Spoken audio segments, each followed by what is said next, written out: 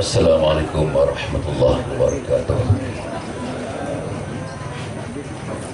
Alhamdulillah Rabbil Alamin.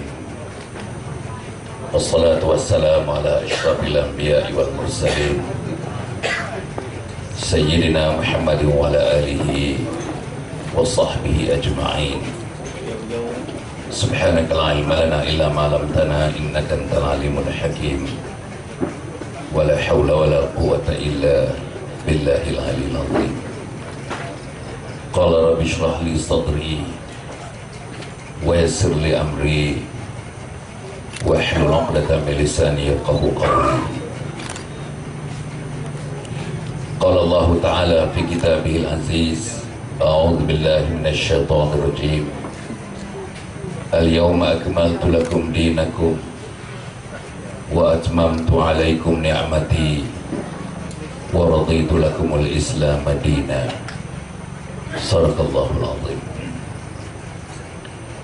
Datuk pengacara majlis, Datuk Azami, dan seluruh pimpinan kawasan ini yang hadir, termasuk penganjur, bersama-sama dengan teman-teman yang bersama-sama menganjurkan majlis ini hingga kita dapat bertemu pada malam yang berbahagia ini dengan cuaca yang sangat-sangat mengizinkan.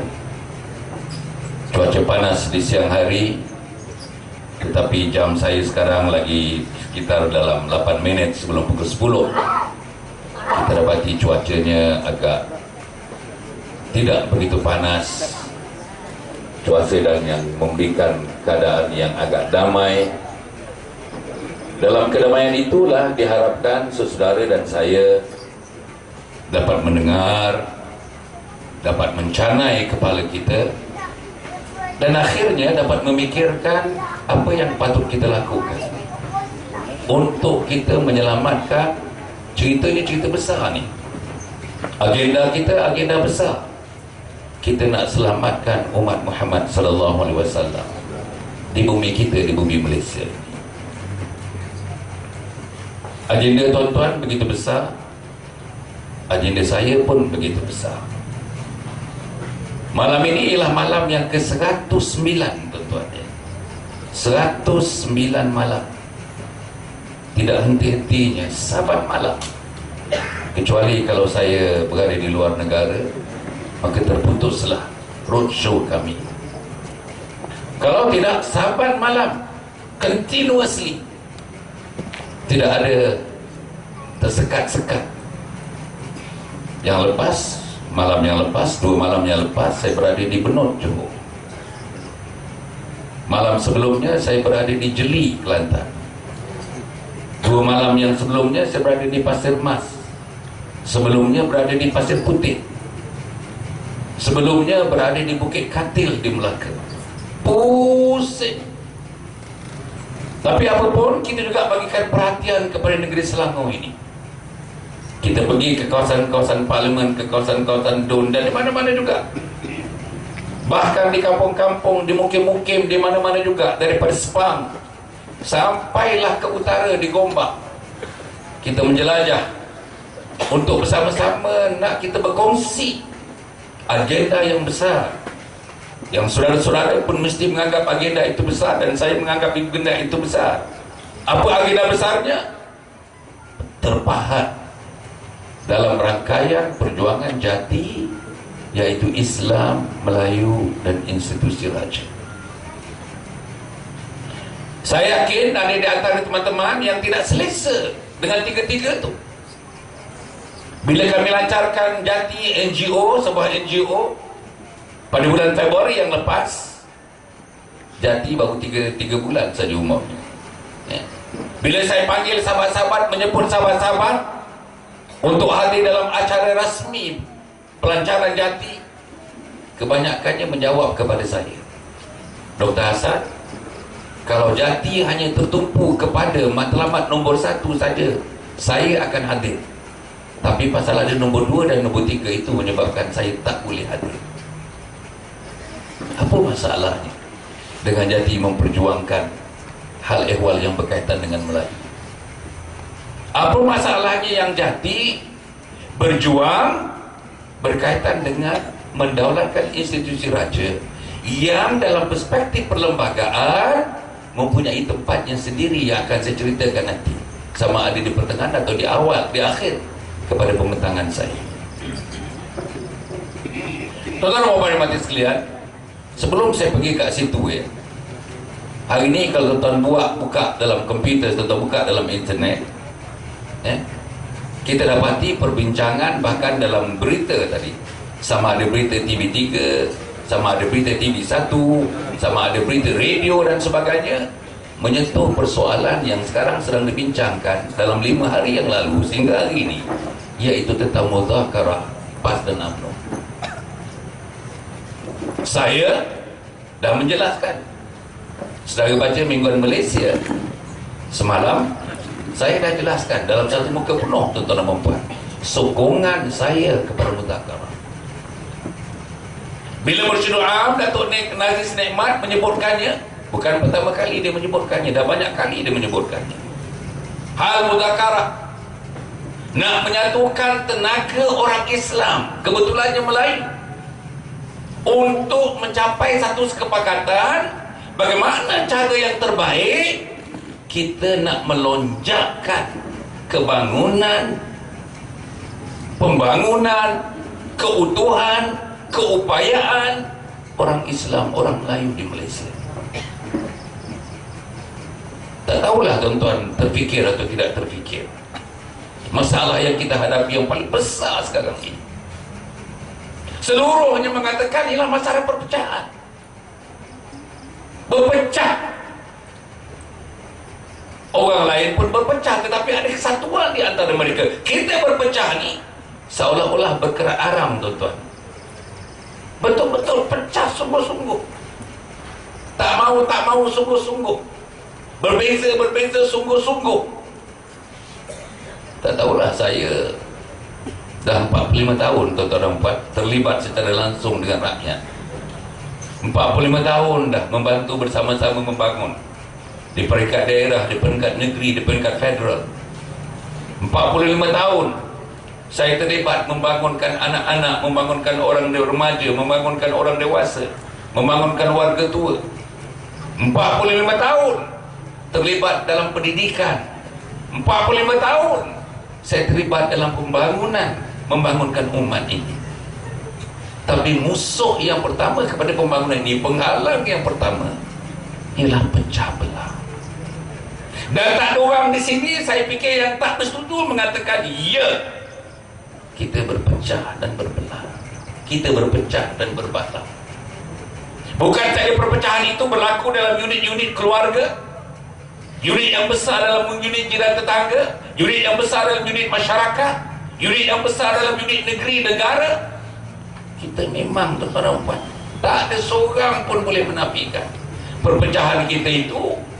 Yang kebesaran, besar kecilnya perpecahan itu, kalau saudara lihat, terbagi atas dasar berbezanya ideologi politik. Ideologi politik yang membahagikan kita, ideologi politik yang kita tidak boleh bersemuka, ideologi politik yang kita tidak boleh duduk bersebelahan di antara kita, ideologi politik yang kita boleh berpandangan mata di antara kita. Sebab itu ada yang mengatakan yang politik ini kotor. Politik itu sebagai kata politik sebenarnya tidak kotor, tapi manusia politik itu yang mengkotorkan politik. Itu fakta.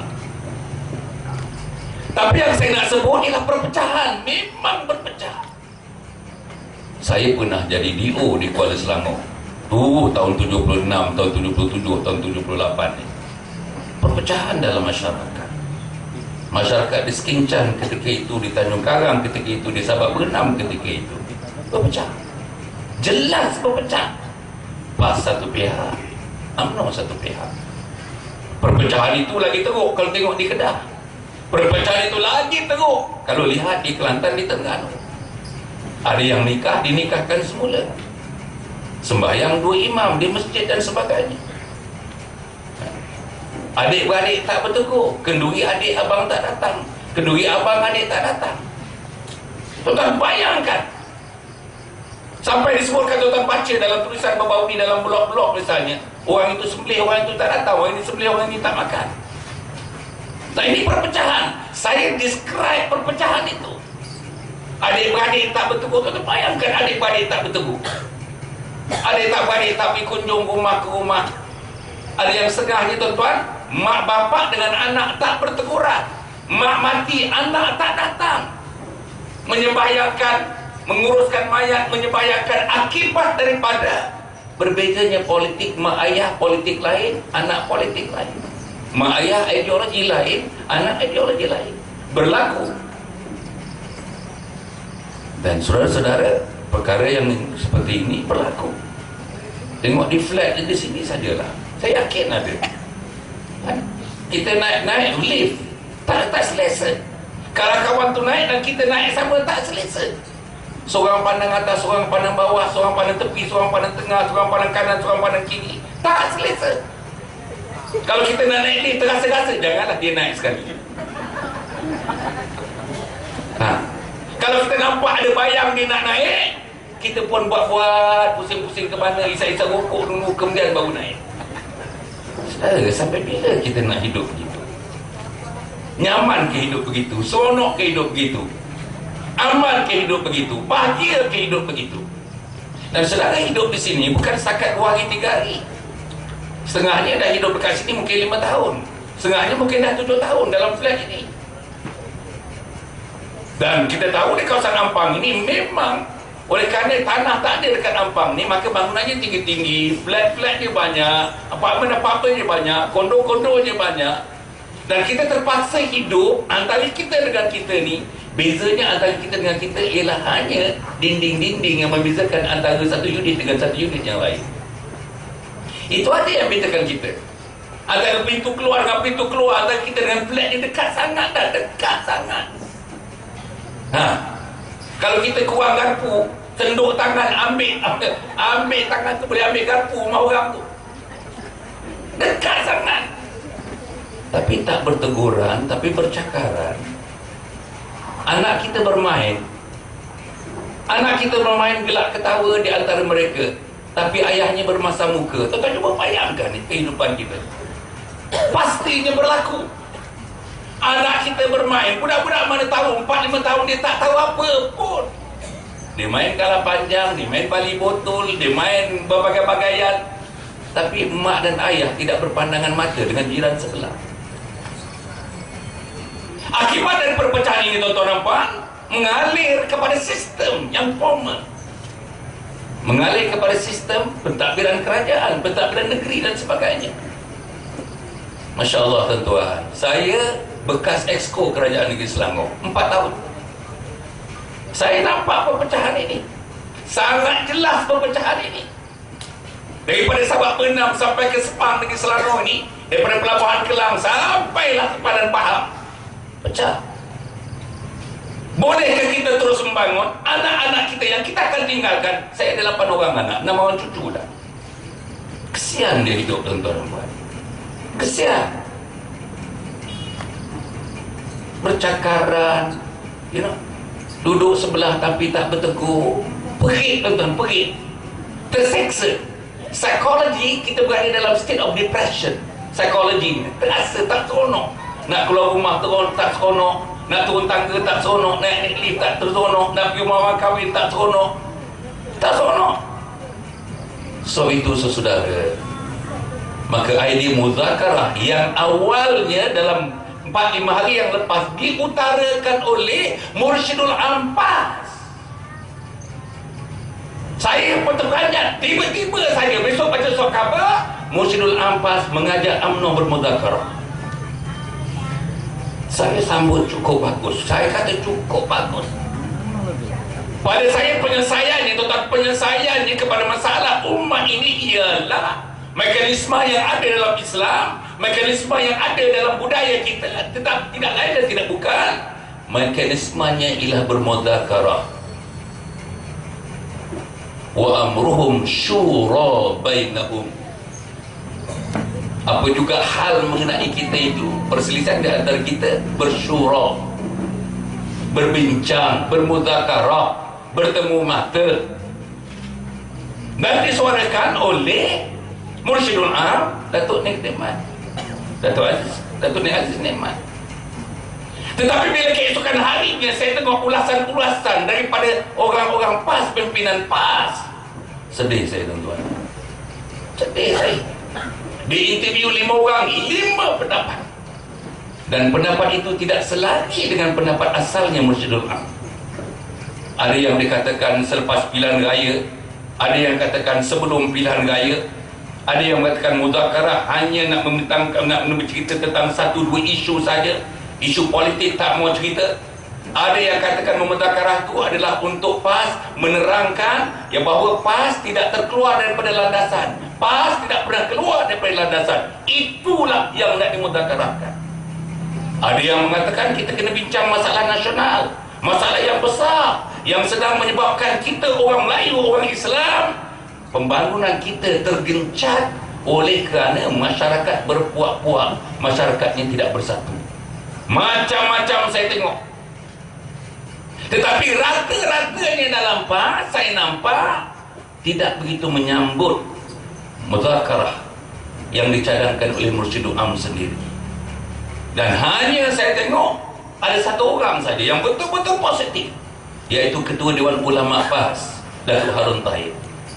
Datuk Harun Tahir kata, ya, kita sokong muzakarah. Ya, muzakarah kena berjalan tanpa ada syarat. Muzakarah kena berjalan tanpa ada syarat. Saudara-saudara, hari ini kita dengar syarat pula. Semalam ada 2 syarat, hari ini tambah lagi 1 syarat daripada orang yang mengemukakan mengusulkan muzakarah. Macam mana, tuan-tuan, kalau saya usulkan, saya mengadakan kenduri kahwin, menjemput orang datang ke rumah saya, kenduri kahwin, menjemput orang datang ke rumah saya tulis dalam kad itu, hendaklah pakai baju putih, seluar merah, samping biru, misalnya. Macam mana? Betul tak? Apa ni? Lebih kurang begitulah. Kita jemput orang nak bermuzakarah, nak cari titik pertemuan, kita yang menjemput, kita pula yang menetapkan syarat. Dan syaratnya setengahnya tak masuk akal. Semalam saya komen, tapi yang itu tak berapa keluar dalam TV. Macam mana syaratnya nak mengatakan UMNO mesti mengakui PAS selama-lamanya dalam pakatan?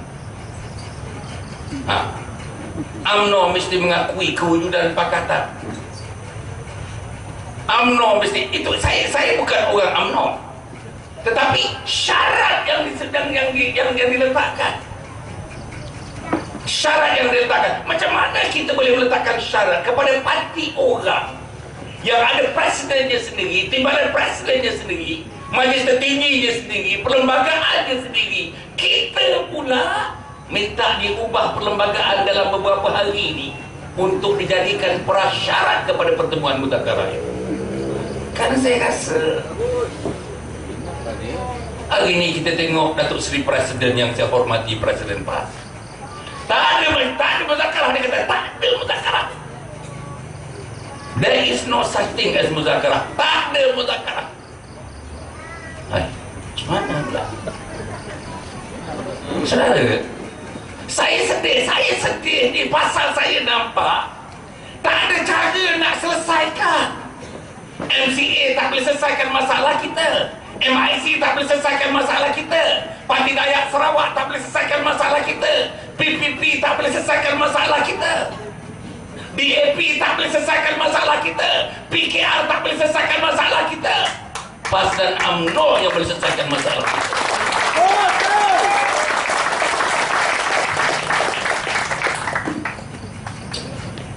Saudara nilailah apa yang saya cakap ni. Bila saya sebut-sebut UMNO tu bukan saya benteng UMNO, tidak. Nanti saudara kata, kamu cakap atas rostrum One Malaysia ni. Itu rostrum One Malaysia.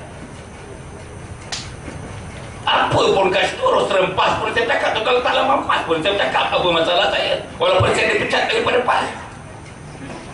Itu tak penting. Yang pentingnya isi yang kita nak sampaikan. Apa yang tuan-tuan dapat daripada penyampaian saya pada malam ini? Tuan-tuan mempunyai pemikiran sendiri. Saya menyampaikan, tuan-tuan at your liberty. Tuan-tuan mempunyai freedom, mempunyai kebebasan. Nak terima pendapat saya boleh, tak terima boleh. Tuan-tuan nak masukkan dan rongkang pendapat saya boleh. Nak terima bawa balik, sebar kepada jiran-jiran boleh. Tak ada masalah bagi saya. Tugas saya menyampaikan. Pasal saya hendakkan mudzakarah. Saya rindu kepada pembaikan kepada masyarakat kita. Rindu kepada kesepakatan dalam masyarakat kita. Sebab saya terlibat secara langsung. Sebagai pegawai kerajaan, saya dah jadi DO. Saya dah jadi pengarah di Intan. Saya dah jadi macam-macam lagi. Saya dah jadi pengarah kepada bahagian Kabinet Jabatan Perdana Menteri. Waktu saya jadi civil service dulu. Dalam civil service. Waktu saya jadi dalam politik, sejak 16 tahun yang lalu, saya dah jadi ahli parlimen. Dah jadi ketua pembangkang di Dewan Undangan Negeri Selangor. Dah jadi ahli Dewan Undangan Negeri. Dah jadi exco. Jadi saya rasa saya boleh bercakap. Dalam masyarakat, saya buat summer camp sejak 45 tahun yang lalu. Saya buat parenting tentang 45 tahun, sejak 45 tahun yang lalu. Saya tulis buku, 41 buku saya tulis. Mengenai hal masyarakat, mengenai hal keluarga, mengenai hubungan anak, mak, ayah, mengenai anak-anak kita supaya bercemerlang dalam pelajarannya. Summer camp yang kita nak buat misalnya. Jadi saya rasa saya nampak pandangan saya ni tuan-tuan. Saya tak tahulah. Kalau tak betul, tuan-tuan fikir sendirilah yang mana tak betul. Tapi saya nak sebut, kita mesti selesaikan ini. Kalau boleh, esok hari Isnin depan ni dah mula mudzakarah. Apa ada masalahnya? Bukan saja usul ini baru ini tuan-tuan dan puan. Tahun lepas ada, tahun sebelumnya ada. Sampai satu peringkat dah finalize dah. Finalize. Tak salah saya, ini bukan satu rahsia di depan yang di-Pertuan Agong. Finalize dah. Tapi tidak berlaku. Saya tak tahu kesalahan siapa. Tak berlaku. Cakap tapi tak berlaku. Hendak tapi tak berlaku. Ingin tapi tak berlaku. Mahu tapi tak berlaku. Saya risau lah, betul-betul saya risau ya. Tuan-tuan bayangkan ya, pergerakan politik kita yang akan datang, PRU ke-13 ni, apa nak jadi kepada orang Melayu, orang Islam ni? Saya tak tahu berapa orang yang study, berapa banyak kerusi orang Melayu Islam dalam parlimen. Ambil daripada Johor sampai ke Perlis, termasuk Sabah, Sarawak, ambil Dewan Undangan Negeri. Berapa banyak yang dikuasai oleh Melayu, orang Melayu Islam. Negeri mana yang akan gugur, negeri mana yang akan gugur tuan-tuan. Negeri mana yang akan tersembam jatuh satu persatu. Saya tak tahulah tuan-tuan ada buat kajian, paling tidaknya tanya-tanya, tengok-tengok, baca-baca sikit tentang analisa politik. Tuan-tuan, seram tuan-tuan. Baru-baru ni ada 3 orang profesor jumpa saya. Dia buat kajian lama, dia kata. Sebahagian kajian ni tuan-tuan dah 9 tahun dia buat kajian. Dia mengikut 2-3 pilihan gaya dia buat kajian. Dan diunjurkan untuk PRU 13 dan PRU ke-14. Saudara, kuasa Melayu Islam di Malaysia lupus kalau Islam, orang Islam Melayu tidak bersatu. Lupus. Macam Pulau Pinang lupus. Kita boleh buat apa dekat Pulau Pinang? Kita boleh buat apa kat Pulau Pinang? Tuan-tuan bagi tahu saya, kita boleh buat apa kat Pulau Pinang? Kalau pilihan raya akan datang di Perak lupus. Kita boleh buat apa dengan Perak? Selangor lupus. Kita boleh buat apa dengan Selangor? Negeri Sembilan lupus. Melaka lupus. Jalur politiknya, demografi, the